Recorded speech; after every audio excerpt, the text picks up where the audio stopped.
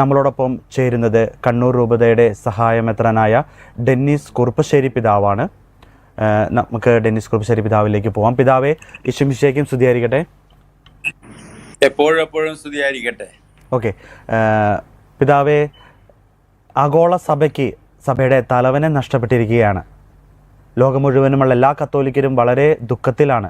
കാരണം തങ്ങളുടെ ഏറ്റവും പ്രിയപ്പെട്ട തങ്ങളുടെ പാപ്പ നഷ്ടപ്പെട്ടിരിക്കുന്നു.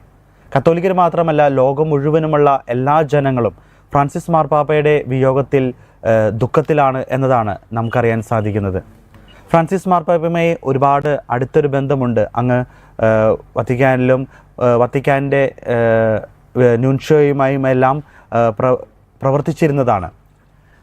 അങ്ങേക്ക് ഫ്രാൻസിസ് മാർപ്പാപ്പയുമായുള്ള ആ വ്യക്തിപരമായ ബന്ധത്തെ എല്ലാം ഒന്ന് പങ്കുവയ്ക്കാമോ? പരിശുദ്ധ പിതാവ് ഫ്രാൻസിസ് മാർപ്പാപ്പയുടെ ദേഹവിയോഗം എന്നെ സംബന്ധിച്ചിടത്തോളം മരിക്കാത്ത കുറേ ഓർമ്മകൾ തന്നിട്ടാണ് പരിശുദ്ധ പിതാവ് സ്വർഗത്തിലേക്ക് യാത്രയായത്. അപ്പോൾ ആ പരിശുദ്ധ പിതാവ് സ്നേഹനിധിയായ ഒരു പിതാവിനെ നഷ്ടപ്പെട്ടിട്ടുള്ള ഒരു ദുഃഖം, അതുപോലെ തന്നെ ആ പിതാവിന് വേണ്ടി ഞാൻ ഈ ദിവസങ്ങളിൽ പ്രത്യേകം പ്രാർത്ഥിക്കുകയാണ്. എൻ്റെ വീട്ടിൽ ഇപ്പോൾ ഞാൻ അവൻ്റെ അമ്മച്ചിയുടെ 41ാം ചരമദിനത്തിൽ കുർബാനയ്ക്ക് അർപ്പിക്കാനായിട്ട് വന്നിരിക്കുന്ന ഈ സമയത്ത് ഗുഡ്നസ് ടിവിക്കാരോട് എനിക്ക് പങ്കുവയ്ക്കാനായിട്ടുള്ള അനുഭവം, ഞാൻ ഫ്രാൻസിസ് മാർപ്പാപ്പയെ ആദ്യമായിട്ട് കാണാനായിട്ട് ചെന്ന അവസരം എൻ്റെ പരേതനായ അപ്പച്ചനോടൊപ്പം പരിശുദ്ധ പിതാവ് തിരഞ്ഞെടുക്കപ്പെട്ട് മാർച്ച് 13 സ്ഥാനാരോഹണം 19 ശേഷം ഏതാനും 3 ആഴ്ചകൾ കഴിഞ്ഞപ്പോൾ അപ്പച്ചൻ എന്നെ കാണാനായിട്ട് ചെക്ക് റിപ്പബ്ലിക്കിൽ വരികയുണ്ടായി. അപ്പോൾ അപ്പച്ചൻ്റെ ആഗ്രഹത്തോടു കൂടി തന്നെ ഞങ്ങൾ ഒരുമിച്ച് റോമിൽ പോയി. എന്നെ സംബന്ധിച്ചിടത്തോളം ബുധനാഴ്ച ദിവസങ്ങളിൽ മാർപ്പാപ്പയെ കാണാനായിട്ടുള്ള സൗകര്യമുണ്ട്, ബിഷപ്സിൻ്റെ കൂടെ കാണാനായിട്ടുള്ള സൗകര്യമുണ്ട്. എന്നാൽ അപ്പച്ചന് വേണ്ടി പ്രത്യേകം ഒരു പെർമിഷൻ മേടിച്ച് അങ്ങനെ അപ്പച്ചനും ഞാനും കൂടിയാണ് പുതുതായിട്ട് തിരഞ്ഞെടുക്കപ്പെട്ട 12 വർഷങ്ങൾക്ക് മുമ്പ് തിരഞ്ഞെടുക്കപ്പെട്ട ഫ്രാൻസിസ് മാർപ്പാപ്പയെ കാണുന്നത്. അപ്പോഴും അപ്പച്ചൻ്റെ തലക്ക് കൈ പിടിച്ച് അപ്പച്ചനും സന്തോഷ കണ്ണീര് പൊഴിക്കുകയുണ്ടായി. ആ മാർപ്പാപ്പ ഇന്ന് ലോകത്തിന് ഏറ്റവും പ്രിയങ്കരനായിട്ടുള്ള പാവങ്ങളുടെ മാർപ്പാപ്പ ഇന്ന് നമ്മോടൊപ്പമില്ല. പരിശുദ്ധ പിതാവ് ഫ്രാൻസിസ് എന്ന നാമം സ്വീകരിച്ചത് ഫ്രാൻസിസ് അസീസിയുടെ ആ ചൈതന്യം ഉൾക്കൊണ്ടുകൊണ്ടാണ്. എന്നെ സംബന്ധിച്ചിടത്തോളം പരിശുദ്ധ പിതാവ് 3ാമത്തെ ക്രിസ്തു എന്ന് വിശേഷിപ്പിക്കാനാണ് ഞാൻ ആഗ്രഹിക്കുന്നത്. കാരണം അത്രമാത്രം പാവങ്ങളോടും വേദന അനുഭവിക്കുന്നവരോടും കുടിയേറ്റക്കാരോടും പരദേശികളോടുമെല്ലാം യേശുവിൻ്റെതായിട്ടുള്ള, യേശു കാണിച്ച് സുവിശേഷത്തിൽ കാണുന്ന യേശുവിൻ്റെ സ്നേഹം പങ്കുവച്ച പരിശുദ്ധ പിതാവ്. ഈ അവസ്ഥയിൽ യേശു എന്ത് ചെയ്യുമായിരുന്നു എന്നുള്ളതായിരുന്നു പിതാവിൻ്റെ എല്ലാ പ്രവർത്തനങ്ങളുടെയും ചിന്തകളുടെയും. അതുകൊണ്ട് തന്നെ ലോകമെമ്പാടും ആ പരിശുദ്ധ പിതാവിനെ സ്നേഹിച്ചു. അതുമാണ് നമ്മളിപ്പോൾ സെൻറ്റ് പീറ്റേഴ്സിൽ 2ാമത്തെ ദിവസം പൊതുദർശനത്തിന് വെച്ചിരിക്കുമ്പോൾ ഒത്തിരിയേറെ ആളുകൾ പരിശുദ്ധ പിതാവിനെ കാണാനായിട്ട് ഓടിക്കൊണ്ടിരിക്കുകയാണ്. എന്നെ സംബന്ധിച്ചിടത്തോളം ആദ്യമായിട്ട് പരിശുദ്ധ പിതാവിനെ കണ്ട മുതൽ ആ കരുണാർദ്രമായിട്ടുള്ള ഒരു പിതാവിൻ്റെ മുഖം എൻ്റെ ഹൃദയത്തിൽ എപ്പോഴും നിൽക്കുന്നു. പിന്നീട് ഉള്ള അവസരങ്ങളെന്ന് വെച്ച് കഴിഞ്ഞാൽ ന്യൂൻഷ്യേച്ചറിലായതുകൊണ്ട് ഗബോണിലായിരുന്നപ്പോൾ കരുണയുടെ വർഷം പരിശുദ്ധ പിതാവ്, മുൻപ് ന്യൂൻഷ്യമാർക്ക് മാത്രമാണ് ഇങ്ങനെയുള്ള യോഗങ്ങൾ ഉണ്ടായിരുന്നെങ്കിൽ ഈ പരിശുദ്ധ പിതാവ് ഫ്രാൻസിസ് പാപ്പയുടെ കാലത്ത് ന്യൂൻഷ്യേച്ചറിൽ വർക്ക് ചെയ്യുന്നവരെയും ജൂബിലിക്ക് ക്ഷണിക്കുകയും അങ്ങനെ പരിശുദ്ധ പിതാവിനോടുകൂടി തന്നെ ദീപബലിയിൽ പങ്കുകൊള്ളാനും വൈകിട്ടുള്ള അത്താഴത്തിനും പരിശുദ്ധ പിതാവിനോടുകൂടി ഫ്രാൻസിസ് മാർപ്പാപ്പയോടുകൂടി ആയിരിക്കാനായിട്ട് എനിക്ക് കഴിഞ്ഞു. ആ നല്ല ഓർമ്മകൾ ഇപ്പോൾ എൻ്റെ മനസ്സിൽ വീണ്ടും വരികയാണ്. കൂടാതെ പരിശുദ്ധ പിതാവ് മാൾട്ട സന്ദർശിച്ചപ്പോഴുള്ള ആ അനുഭവമാണ് എൻ്റെ മനസ്സിൽ കൂടുതലായിട്ട് തെളിഞ്ഞു നിൽക്കുന്നത്. കാരണം അടുത്തിടപഴകാനായിട്ട് പറ്റിയ 2 ദിവസങ്ങൾ. പരിശുദ്ധ പിതാവ് മാൾട്ടയിൽ ഏപ്രിൽ 2-3 തീയതികളിൽ 2022 വന്നത്. ആ സമയത്ത് 6 മാസത്തിന് മുമ്പാണ് ഞാൻ മാൾട്ടയിലെത്തുന്നത്. അപ്പോൾ ആ സന്ദർശനത്തിന് ഒരുക്കമായിട്ടുള്ള പല കാര്യങ്ങളും ഇപ്പോഴത്തെ കാർഡിനൽ ജോർജ് ഗോവക്കാട്ടാണ് അന്ന് ആ യാത്രകൾ ക്രമീകരിച്ചത്. പിന്നെ യാത്രയുമായി ബന്ധപ്പെട്ട് മാത്രമല്ല, പരിശുദ്ധാവ് മാൾട്ടയിൽ വന്ന് താമസിച്ചപ്പോഴും പരിശുദ്ധാവിനോടൊപ്പം ബ്രേക്ക്ഫാസ്റ്റിന് സമയം ചെലവിട്ടപ്പോഴാണ് പരിശുദ്ധാവ് വളരെ വ്യക്തിപരമായിട്ട് ഏത് രൂപതയിൽ നിന്നാണ് വരുന്നത്, പിന്നെ അദ്ദേഹത്തിൻ്റെ അന്നത്തെ സംഭാഷണം ഞാൻ ഇപ്പോഴും ഓർക്കുന്നു. അന്ന് ഞങ്ങൾ ബ്രേക്ക്ഫാസ്റ്റ് കഴിച്ചുകൊണ്ടിരിക്കുമ്പോൾ മാർപ്പാപ്പ പറഞ്ഞൊരു കാര്യം അമ്മമാരെക്കുറിച്ചാണ്. അമ്മമാരാണ് കുടുംബങ്ങളുടെ അടിസ്ഥാനം. അതായത് അമ്മമാർ എത്രയോ കാര്യങ്ങൾ വളരെ സ്നേഹത്തോടുകൂടി കുടുംബത്തിന് വേണ്ടി ചെയ്യുന്നു. അല്ല, അവരുടെ പ്രവർത്തനങ്ങളെല്ലാം ആ കുടുംബത്തിൻ്റെ അടിസ്ഥാനമാണ്. അപ്പം അമ്മമാരുടെ ആ ഉൾക്കാഴ്ച, അവരുടെ സ്നേഹം ഏറ്റവും കൂടുതൽ അനുഭവിച്ചുകൊണ്ട് തന്നെയാണ് പരിശുദ്ധാവ് വളർന്നതെന്ന് എനിക്ക് മനസ്സിലാക്കാനായിട്ട് കഴിഞ്ഞു. അതുകൊണ്ട് തന്നെയാണ് അമ്മയിൽ നിന്നും അമ്മൂമ്മയിൽ നിന്നൊക്കെ ലഭിച്ച ആ സ്നേഹം ലോകത്തിന് നൽകിക്കൊണ്ട് വേറൊരു ഫ്രാൻസിസ് അസീസി ആയിരുന്നു. അങ്ങനെ ഏത് വിദേശ യാത്രകളിലാണെങ്കിലും പരിശുദ്ധാവ് ഈ സ്നേഹത്തിൻ്റെ കരുണയുടെ മുഖമാണ് ലോകമെമ്പാടും കാണിച്ചു കൊടുത്തത്. ഇന്ന് ആ സ്നേഹപിതാവ് നമ്മളോട് ഇപ്പമില്ല. അപ്പോഴുള്ള ആ സങ്കടം, അതുപോലെ തന്നെ ആ പരിശുദ്ധാവിന് വേണ്ടി നമ്മൾ പ്രാർത്ഥിക്കുന്നു. അപ്പോൾ എന്നെ സംബന്ധിച്ചിടത്തോളം പരിശുദ്ധാവ് ഫ്രാൻസിസ് മാർപ്പാപ്പ മൂന്നാമത്തെ ക്രിസ്തു എന്ന് വേണമെങ്കിൽ ഞാൻ വിശേഷിപ്പിക്കും. അത്ര സ്നേഹനിധനായ ഒരു പിതാവ്, സൗഹാർദ്ദത്തിൻ്റെ പിതാവേ. എനിക്ക് തോന്നുന്നു പ്രായമായവരോട് ഒരുപാട് അനുകമ്പയും അല്ലെങ്കിൽ സ്നേഹവും കരുതലും ഫ്രാൻസിസ് മാർപ്പാപ്പ കാണിച്ചിരുന്നു. കത്തോലിക്ക സഭയിൽ ആദ്യമായി വൃദ്ധരായവർക്ക് വേണ്ടി എൽഡർലി ഡേ ഫ്രാൻസിസ് മാർപ്പാപ്പ കൊണ്ടുവന്നു മുത്തശ്ശന്മാരുടെ ദിനത്തിൽ. അതെല്ലാം ഫ്രാൻസിസ് മാർപ്പാപ്പയ്ക്ക് പ്രായമായവരോട് കരുതേണ്ട സ്നേഹം എല്ലാം വെളിപ്പെടുത്തുന്നതായിരുന്നു അല്ലേ? അതെ, തീർച്ചയായും. മാർപ്പാപ്പ ഒരു കുടിയേറ്റക്കാരനായിട്ട് അർജന്റീനയിൽ എത്തിപ്പെട്ടതിന് ശേഷം അമ്മൂമ്മയും ആ കുടുംബത്തിൽ മാർപ്പാപ്പയ്ക്ക് സ്നേഹത്തിൻ്റെതായിട്ടുള്ള അല്ലെങ്കിൽ എല്ലാ രീതിയിലും എങ്ങനെയായിരിക്കണം ഒരു കുഞ്ഞു വളർന്നു വരേണ്ടതെന്നുള്ള രീതിയിൽ പഠിച്ചത് അമ്മൂമ്മയിൽ നിന്നാണെന്ന് പറയുന്നത്. അതുപോലെ അത് ലോകമെമ്പാടും വൃദ്ധന്മാരെ സ്നേഹിക്കാനും അവർക്ക് ഈ പുതിയ തലമുറയ്ക്ക് പലതും നൽകാനായിട്ടുള്ള സന്ദേശം അവരിൽ നിന്ന് പഠിക്കാനുണ്ടെന്ന് മാർപ്പാപ്പ കൂടെ ഈ വൃദ്ധന്മാരുടെ ദിനം ആചരിക്കാൻ തുടങ്ങിയതിലൂടെയും എല്ലാം വലിയൊരു സന്ദേശമായിരുന്നു നമുക്ക് ഇന്നത്തെ ഈ കാലഘട്ടത്തിൽ നൽകിയത്. ഞാൻ ഈ സമയത്ത് ഒന്ന് ഓർക്കുകയാണ് പിതാവിൻ്റെ കാര്യത്തിൽ. ഡെനിസ് പിതാവിൻ്റെ ഇൻസ്റ്റാളേഷൻ്റെ തലേ ദിവസം ഞങ്ങൾ വീട്ടിൽ വന്നിരുന്നു, പിതാവിൻ്റെ വീട്ടിൽ. അപ്പോൾ അമ്മച്ചിനെ കണ്ടായിരുന്നു. അമ്മച്ചിയുമായുള്ളൊരു അഭിമുഖത്തിനാണ് ഞങ്ങൾ വന്നത്. ആ സമയത്ത് ഞങ്ങൾ കണ്ടത് പിതാവ് അമ്മച്ചിയുമായി വീഡിയോ കോളിൽ ഒരുമിച്ചിരുന്ന് ജപമാല ചൊല്ലുന്ന കാഴ്ചയാണ്. ഞങ്ങളെ സംബന്ധിച്ചുള്ള അത് വളരെയധികം അതിശയത്തോടെയാണ് കണ്ടത്. കാരണം പിതാവിൻ്റെ സ്ഥാനാരോഹണത്തിന് തലേ ദിവസം പിതാവ് അന്ന് കണ്ണൂർ ബിഷപ്പ് ഹൗസിലായിരുന്നു. ആ സമയത്ത് പോലും അമ്മച്ചിയുമായിട്ട് വീഡിയോ കോളിൽ പിതാവ് ജപമാല ചൊല്ലുന്നു. ആ ജപമാല ചൊല്ലുന്നതിൻ്റെ ഇടയിലാണ് ഞങ്ങൾ അകത്തേക്ക് കയറി വരുന്നത്, അമ്മച്ചിയുടെ റൂമിലേക്ക് എത്തുന്നത്.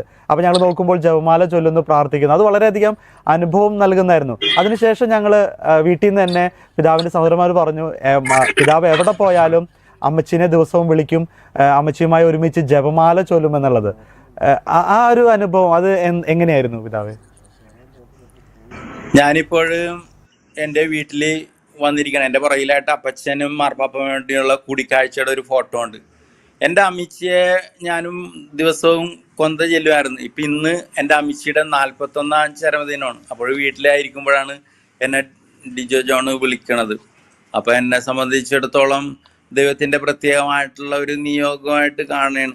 കാരണം ഈ ചോദ്യം ഞാൻ ഉത്തരം പറയുന്നതും അമ്മച്ചി ഇല്ല.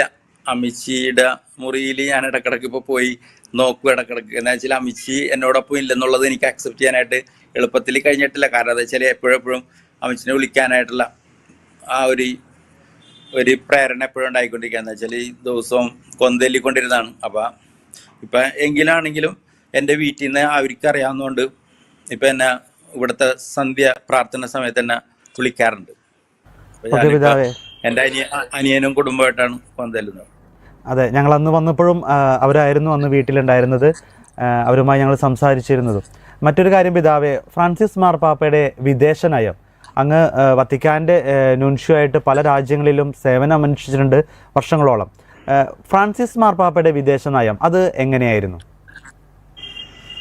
ഫ്രാൻസിസ് മാർപ്പാപ്പയുടെ വിദേശ നയത്തിന് ഏറ്റവും ഉദാഹരണമാണ് ഫ്രatelli tutti. പുള്ളി എല്ലാവരെയും, മാനവരാശിയിൽ എല്ലാവരെയും സഹോദരന്മാരെ, പിതാവും സഹോദരന്മാരെന്നുള്ള കാഴ്ചപ്പാടിൽ സമാധാനത്തിന് വേണ്ടിയാണ് പുള്ളിയുടെ മാർപ്പാപ്പയുടെ എല്ലാ വാക്കുകളും, അവസാനത്തെ വാക്കുകളും ഉർബിയത്ത് ഓർബിയിലും മാർപ്പാപ്പ ആ സന്ദേശമാണ്. ഗാസയിലെ വെടിനിർത്തലിനും ബന്ദികളെ വെടിയിക്കുന്നതിനെ കുറിച്ചുള്ള പരിശുദ്ധ പിതാവിൻ്റെ ആ നയതന്ത്ര ബന്ധങ്ങളെല്ലാം സമാധാനത്തിൽ, ലോകത്തിൽ സമാധാനവും സുസ്ഥിതി ഉണ്ടാകണമെങ്കിൽ ഹൃദയങ്ങൾ തമ്മിലെടുക്കണം. അപ്പോൾ സാഹോദര്യത്തോടുകൂടി ജീവിക്കണം. നാം എല്ലാവരും ഒരു പിതാവിൻ്റെ മക്കളാണ്. ആ കാഴ്ചപ്പാടാണ് നയതന്ത്ര ബന്ധത്തിലും മാർപ്പാപ്പ നൽകാനായിട്ട് ശ്രമിച്ചത്. അതുകൊണ്ട് തന്നെയാണ് സൗത്ത് സുഡാനിലൊക്കെ മാർപ്പാപ്പ നേതാക്കന്മാരുടെ അവരുടെ കാലുകൾ ചുംബിക്കാനൊക്കെ ഉള്ള ആ എളിമ, വിനയം, ഒരു യേശുവിൻ്റെ തന്നെയുള്ള ഒരു അംബാസഡർ എന്ന നിലയിൽ അക്ഷരാർത്ഥത്തിൽ സ്നേഹത്തിൻ്റെ, സമാധാനത്തിൻ്റെ, ആ വിശ്വാസത്തിൽ നിന്ന് ഉതിരുന്ന ഒരു നയതന്ത്ര ബന്ധമാണ് മാർപ്പാപ്പ ഈ 12 വർഷവും ലോക നേതാക്കന്മാർക്ക് കാണിച്ചു കൊടുത്തത്. അധികാരങ്ങളുടെയും അതുപോലെ തന്നെ പവറിൻ്റെയൊക്കെ ശക്തികളെക്കാൾ കൂടുതൽ സ്നേഹത്തിന് ഈ ലോകത്തെ മറിക്കാനായിട്ട് കഴിയുമെന്നുള്ള ഒരു നയതന്ത്ര ബന്ധത്തിൽ. ഒപ്പം പിതാവ്, എനിക്ക് തോന്നുന്നു കുടിയേറ്റക്കാർക്കും അഭയാർത്ഥികൾക്കും വേണ്ടി ഫ്രാൻസിസ് മാർപ്പാപ്പ സംസാരിച്ചിരുന്നു അവസാന നിമിഷം വരെ. മരണത്തിൻ്റെ തലേ ദിവസം അമേരിക്കൻ വൈസ് പ്രസിഡന്റ് JD വാൻസുമായി നടത്തിയ ആ ഒരു കൂടിക്കാഴ്ചയിലും കുടിയേറ്റ നയത്തെക്കുറിച്ചാണ് അദ്ദേഹം ആശങ്കയോടെ സംസാരിച്ചത്. മരണത്തിൻ്റെ തലേ ദിവസം വരെ കുടിയേറ്റക്കാർക്ക് വേണ്ടി, അഭയാർത്ഥികൾക്ക് വേണ്ടി, നമുക്കറിയാം വത്തിക്കാനിൽ പോലും ഇറ്റലിയിൽ പോലും അഭയാർത്ഥികളെ സ്വീകരിക്കാൻ ഫ്രാൻസിസ് മാർപ്പാപ്പ ഒരുപാട് കാര്യങ്ങൾ ചെയ്തിരുന്നു. അപ്പോൾ അഭയാർത്ഥികൾക്കും കുടിയേറ്റക്കാർക്കും വേണ്ടി അദ്ദേഹം നിലനിന്നിരുന്നു. അതിൻ്റെ പേരിൽ ഒരുപാട് വിമർശനങ്ങൾ ഏറ്റുവാങ്ങിയിട്ട് വന്നില്ലേ? അവസാനം പോലും അമേരിക്കയിൽ നിന്ന് പോലും അദ്ദേഹത്തിന് ട്രംപിൽ നിന്നും വലിയ വിമർശനം ഏൽക്കേണ്ടി വന്നില്ലേ? പരിശുദ്ധാവിൻ്റെ കാഴ്ചപ്പാടുകൾ സ്വന്തം ജീവിതത്തിൽ നിന്ന് ഉതിർന്നിട്ടുള്ളതാണ്. ഒരു കുടിയേറ്റക്കാരുടെ മക്കളായിട്ട് അർജന്റീനയിൽ പോകുമ്പോഴും ആ ജീവിതം പഠിപ്പിച്ച പാഠങ്ങൾ ലോകത്തിന് മുഴുവനും നൽകണം എന്നുള്ള ഒരു സന്ദേശവും കാലഘട്ടത്തിൽ ഓരോ മാർപ്പാപ്പമാർക്കും കാലഘട്ടത്തിനനുസരിച്ചിട്ടുള്ള ഒരു നിയോഗമാണ്. ആ നിയോഗം ഇന്ന് ഏറ്റവും കൂടുതൽ യുദ്ധവും അതുപോലെ തന്നെ പ്രശ്നങ്ങളൊക്കെ കൊണ്ട് ഒത്തിരിയേറെ പേര് സ്വന്തം നാടും വീടും ഉപേക്ഷിച്ച് അന്യദേശങ്ങളിൽ പരദേശിയായിട്ട് ജീവിക്കുന്നുണ്ട്. അപ്പോൾ യേശു തന്നെ പരദേശിയായിരുന്നു. ആ യേശു അനുഭവിച്ചതും സ്വന്തം ജീവിതത്തിൽ അനുഭവിച്ചതിൻ്റെയും എല്ലാ പ്രതിസന്ധികളും മനസ്സിലാക്കിക്കൊണ്ട് തന്നെ അദ്ദേഹം ജീവിതത്തിൽ നിന്ന് തൻ്റെ തന്നെ അനുഭവത്തിൻ്റെ വെളിച്ചത്തിലാണ് എല്ലാവരോടും ആ സന്ദേശം, അവർക്ക് എല്ലാവരെയും സ്വാഗതം ചെയ്യാനും അവരെ ഉൾക്കൊള്ളാനും അവർക്ക് ഇൻ്റഗ്രേറ്റ് ചെയ്യാനായിട്ട്, സമൂഹത്തിൽ ഇൻ്റഗ്രേറ്റ് ചെയ്യാനായിട്ടുള്ള എല്ലാ രീതിയിലുള്ള സംവിധാനങ്ങളും ഓരോ രാജ്യത്തും ചെയ്തു കൊടുക്കണം എന്നുള്ള ആ പരിസ്ഥിതി പിതാവിൻ്റെ ദൃഢനിശ്ചയം. അത് ഒരുപക്ഷെ ആരെങ്കിലും മനസ്സിലാക്കാത്തവർ ക്രിറ്റിസൈസ് ചെയ്തിട്ടുണ്ടാവും. പക്ഷേ അതൊരു വലിയ കാഴ്ചപ്പാടാണ്, ഉൾക്കാഴ്ചയാണ്. അത് സ്വന്തം ജീവിതത്തിൽ നിന്ന് രൂപപ്പെട്ടിട്ടുള്ളതാണ്. അത് ആർക്കും പെട്ടെന്നൊന്നും മാറ്റിയെടുക്കാൻ പറ്റില്ല. അത് ജീവിതം തന്നെ പഠിപ്പിച്ചിട്ടുള്ളത്. അതെ, മതിലുകളല്ല പാലങ്ങളാണ് പണിയേണ്ടതെന്ന് അദ്ദേഹത്തിന് നല്ലൊരു ബോധ്യമുണ്ടായിരുന്നു. അദ്ദേഹം അതനുസരിച്ചായിരുന്നു തൻ്റെ ദർശനങ്ങളും ജീവിതം മുഴുവൻ അവസാന നിമിഷം വരെ വെച്ചതെല്ലാം ചെയ്തത്. ഫ്രാൻസിസ് മാർപ്പാപ്പയുടെ വിയോഗം, നമുക്കറിയാം ഒരുപാട് മാറ്റങ്ങൾ ഫ്രാൻസിസ് മാർപ്പാപ്പ സഭയിൽ കൊണ്ടുവന്നിട്ടുണ്ട്. കത്തോലിക്ക സഭയിൽ ഇതിനു മുമ്പ് കേട്ടുകേൾവിയില്ലാത്ത പലതരത്തിലുള്ള മാറ്റങ്ങളും അദ്ദേഹം കൊണ്ടുവന്നു. അത് സഭയിൽ എത്രത്തോളം ഒരു നഷ്ടമായിരിക്കും? അതിനെക്കുറിച്ച് പിതാവിന് എന്താണ് പറയാനുള്ളത്?